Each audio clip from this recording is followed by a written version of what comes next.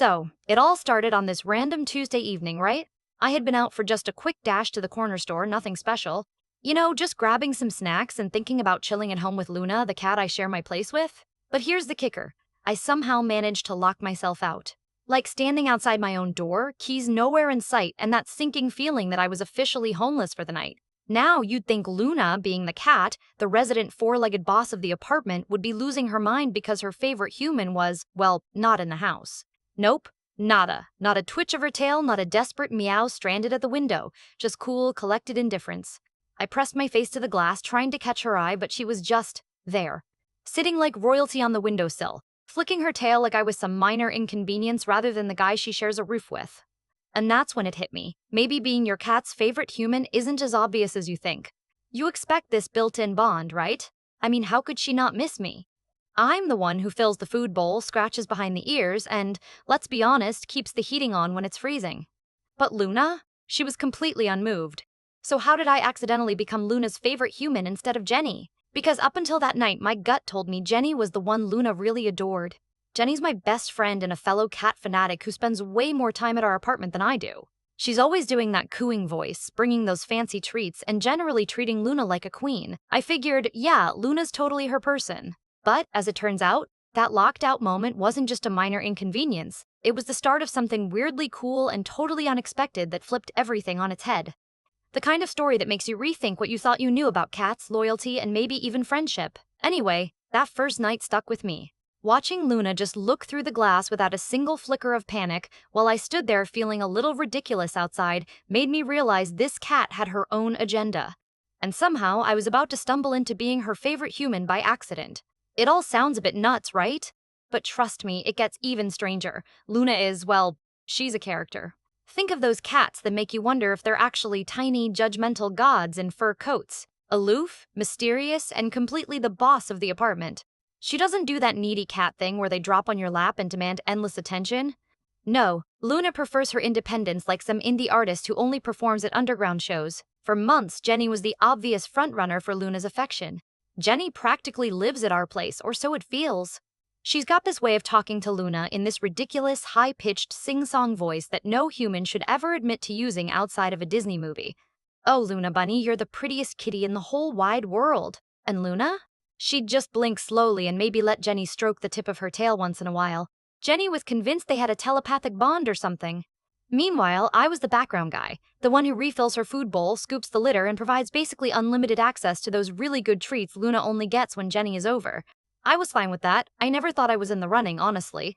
I mean, Luna barely acknowledged me beyond tolerating a quick ear scratch now and then. But that all started to change on that day I got locked out. So I'm standing there, knocking on the door, peering through the crack to see if Luna's tucked away somewhere enjoying some spa-level napping. And sure enough, there she is, perched on the windowsill like some furry queen surveying her kingdom.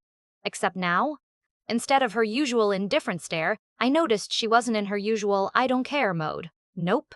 She was watching me, really watching. I swear it was like she was trying to figure out, what the hell is this guy even doing outside? Doesn't he know he's supposed to be inside feeding me right now? But no meow, no dramatic scratching at the door, not a single sign of distress. Just that slow, deliberate blink cats do when they're not exactly impressed but curious enough to keep tabs. I ended up calling Jenny halfway through my mini-crisis, partly because I was stuck and partly because, well, who else was available to bail me out? She showed up with her usual bag of cat toys and treats, probably planning to swoop in, win Luna's loyal heart, and save the day. But when Jenny came in, Luna didn't immediately go running over to her. Instead, she stuck close to the window watching me and, honestly, Jenny looked a little weirded out. I mean, she's the self-proclaimed Luna whisperer, and here she was getting side-eyed from a cat who was usually her biggest fan. We sat around that evening with me locked out for a bit longer than expected, and somehow, this kinda accidental, awkward bonding moment happened. Jenny kept teasing me, calling me Luna's new favorite like it was some joke. I wasn't convinced, though. I mean, Jenny's been winning Luna over for years. Why was this little lockout moment suddenly important? But there's more to it. See, when it comes to cats, especially one like Luna, loyalty isn't just handed out like party favors. It's calculated, subtle, almost secretive. You never really know what's going on behind those half-lidded eyes. And here I was, a guy who barely scratched the surface of what it meant to earn Luna's trust, suddenly caught up in something odd. That night, Luna chose to follow Jenny into the bedroom but then kept coming back to the living room window where I was still standing outside. That random glance pulled me in, made me realize maybe she was starting to notice me in a way she hadn't before. Or maybe it was just curiosity. But either way, it set me down this weird path where the way Luna interacted with me shifted in ways I never expected. Turns out, it wasn't just about who fed her or who gave the best head scratches. There was some unspoken game between us, some subtle signal or routine that was quietly forming. And honestly, I didn't know the first thing about what it all meant. But from that locked out night on, things changed between Luna and me in small, strange, and surprising ways. Which, is when Jenny started really paying attention to what was happening. She started teasing me more seriously, dropping hints like, "Wow, you're turning into Luna's new favorite, huh?"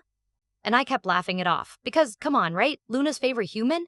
That sounded like something out of a fantasy book, not real life. Yet, I couldn't shake that feeling that Luna was, maybe, just maybe, choosing sides.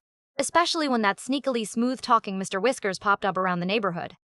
He's the local rival cat, all cocky and confident like he owns the block. Which, judging by the number of shrieking alley cats he manages to intimidate, is probably true. One afternoon, just a few days after that lockout ordeal, I watched as Luna noticed Mr. Whiskers sauntering past our window. Normally, Luna would have ignored him or, at best, grumbled from the safety of the windowsill. But this time, something else happened. She actually moved toward the door like she was ready to take her place as the queen of this turf. And when the big showdown moment came between Mr. Whiskers and Luna, well, let's just say her choice was unexpected. She darted past Jenny, who was trying to intervene, and then, without any hesitation, she did something that completely shocked us both. That moment, it was clear Luna was making more than just a passing decision. She was picking who mattered. And me? I was suddenly right in the middle of it. I still wasn't sure what to make of it all, but one thing was obvious. The game had changed. Luna was rewriting the rules, and somehow I had a starring role. So, yeah, that's how some random Tuesday a locked door and a curious cat started reshaping my entire relationship with Luna. And honestly, it was just getting started. So there I was, locked out again, but this time with a bit more of a plan, or at least, a slightly less panicked vibe. I was pacing outside the building, phone in hand, hoping the super or a neighbor might just magically appear. Luna, perched inside at the windowsill, was watching me with that same inscrutable look, like she was reading a book where I was the embarrassing side character. She didn't even flick her ears in sympathy. Thanks, cat." As I tested every possibility, trying the door handle, yep, still locked, knocking with less and less enthusiasm, and giving Jenny the rescue me text for what felt like the 10th time, I noticed something odd. Luna wasn't just sitting there ignoring me, she was kind of interested? Not in a save me please way, but like she was keeping a low-key eye on me. Like a bored royalty just passing the time watching her jester flop around outside. Now, this became a weird little routine over the next few days. I'd be out of the apartment for work or errands, coming back to find Luna already settled on the window ledge, eyes half-lidded like she knew the drill. And weirdly, she'd glance up when I got near, a little flick of her tail acknowledging me. Not quite a welcome home stretching session, but more than I'd ever gotten before. Meanwhile, Jenny, my go-to feline sociologist, started noticing things too. She popped in during one of these episodes, looking at me with this mix of amusement and disbelief. "Dude," she said, eyes sparkling with that mock seriousness she pulls out for these moments, "I hate to break it to you, but I'm pretty sure you become Luna's new favorite." I laughed it off. "Come on, Jenny, you spent like 100 hours a week with her. I'm the guy who occasionally fills the bowl and wakes her up for dinner. That's not enough to dethrone you." But Jenny only smiled and shook her head. "Cats don't do loyalty like humans do. It's weird, subtle. You've got this accidental routine now. Luna's watching, waiting for you. She's choosing to notice. Choosing to notice." That hit me harder than I wanted to admit. I'd been so sure Luna was Team Jenny all the way. But watching her lately, there was this quiet acknowledgement each time I came in or even just past the window. The real turning point came on an otherwise regular afternoon when Mr. Whiskers, the local neighborhood cat and Luna's self-appointed rival, decided to swagger past our building like he owned the place. Now, Mr. Whiskers has the strut down to an art form. Tail high, eyes sharp, the kind of cat that probably demands your coffee order before you get a sip.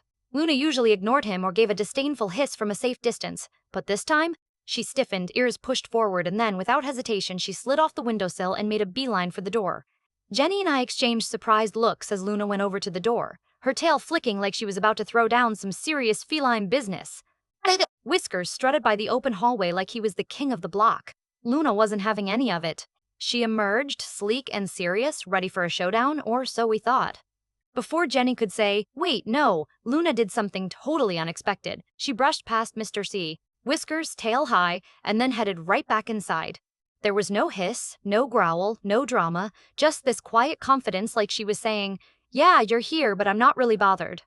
And then the kicker, Luna turned toward me sitting by the window she'd just left and gave the slowest, longest blink. The kind of blink that, if it were a human gesture, might mean, "You're all right." Jenny looked at me, eyebrows raised. Okay, that's new. Honestly, I didn't know what to say. Here was Luna, the mysterious, aloof queen of cool, choosing not to confront her rival like the fearless cat warrior we thought she might be, but instead showing me something softer, something almost like recognition. That moment stuck with me. Luna was navigating something I hadn't even realized was happening, something between her, Mr. Whiskers, Jenny, and me. She was making choices, sending signals I was only beginning to decode. I still wasn't sure if it was all in my head or if Luna really was shifting her allegiance. But one thing was clear, our dynamic had changed, and I was right in the thick of it whether I liked it or not. It felt like the start of a whole new chapter, with Luna quietly rewriting the rules, and somehow I was now not just a roommate or the guy who stocked the treats, but a player in her little world. Which, honestly, made me both excited and terrified. Because if Luna was picking favorites and I was on that shortlist, what did that even mean? I didn't know yet, but I was ready to find out. After that showdown with Mr. Whiskers, the atmosphere between Luna and me felt different. Like we'd crossed some invisible line, but instead of fireworks or dramatic gestures, it was all quiet, subtle, and kind of confusing in the best way possible. The next few days, Luna started making these small, unpredictable changes in how she acted around me. Instead of doing her usual evasive maneuvers when I tried a casual ear scratch or an attempt at a belly rub, don't judge, it was like she'd let me in, just a little. I caught myself grinning every time she brushed past my leg or perched nearby without twitching her tail in annoyance. These little moments weren't much by normal standards, but for Luna, they were the equivalent of a royal wave. Jenny, of course, noticed this shift right away. One afternoon, as she sat on the couch tossing a toy mouse for Luna, she turned to me with that half-laugh, half-serious look she reserves for epic friendship revelations. "You've really done it, man. She's officially upgraded you from background noise to licensed human." I'm honestly impressed. I wanted to say it was all skill and charm on my part, but the truth? I think it was mostly luck. Sure, I fed her, gave her snacks, and occasionally hit just the right note with my hands behind her ears, but deep down, I suspect the real MVP was the stealthy snacks I'd been sneaking her when Jenny wasn't around. I mean, can you blame a cat for softening up when there's a secret stash of tuna bites in play? One evening, as I sat reading on the couch, Luna jumped up next to me, curled into a neat little ball, and, get this, actually purred. Not the half-hearted, "I tolerate this" purr, but the real, full-on, "I could get used to this" kind of purr. I tried not to overthink it, but inside I was doing a little victory dance. It was like she was saying, "You know what? You're all right." And really, hearing that silent compliment from a cat who rated my dignity like an expert ninja was priceless. Jenny and I both agreed the Mr. Whiskers incident was maybe the turning point, though we both also had no clue what the cat's game plan was. Luna's decision to sidestep a territorial battle in favor of something more low-key told me she wasn't interested in drama, but maybe valued the quiet stability of her home base. And if that meant rolling with me over some suave neighborhood cat or my enthusiastic best friend, well, apparently I'd earned a spot. Now, I don't want to pretend this was a Hollywood fairy tale where everything's neat and wrapped in a bow. Luna is still a cat. She still has her moments of cold indifference, abrupt disappearances, and super selective affection. But the difference is, now she's choosing me more often than not. Whether that's because I'm the guy who refills her bowl promptly, sneaks her tasty treats, or because she actually does recognize me as more than just background noise, I have no idea. And honestly, that might be the beauty of it. Maybe cats don't pick favorites in some straightforward way. Maybe it's a complicated cocktail of habits, subtle cues, and a pinch of randomness sprinkled over countless quiet moments. What I do know is this. Luna and I have found some kind of connection. One that snuck up on me when I was too busy worrying about locked doors and snack quality to notice. So, can a cat really pick favorites? I guess in Luna's case, she sort of did. And in doing that, she made me feel less like her roommate and more like the guy who gets that slow, meaningful blink, the ultimate cat approval. And hey, if that's just the snacks talking, well, I'm not complaining.